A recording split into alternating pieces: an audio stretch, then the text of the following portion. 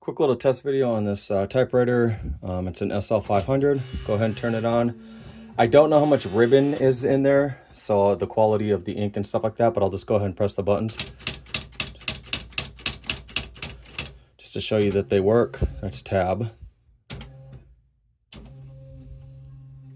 you can see, it's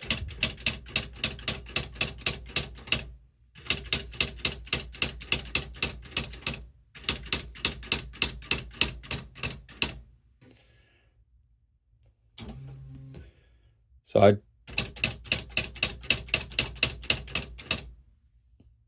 guess there is a backspace.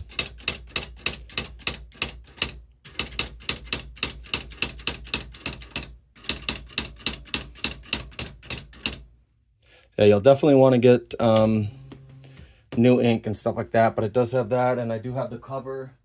I don't cosmetically, this is kind of cracked right here. I'll try to get some pictures of that. Whoops, sorry, right here. But otherwise, I don't see anything else wrong with this. And then this does work, and then this is for the free flow kind of thing. This pulls up so that you can get the paper in there. That's pretty much the video.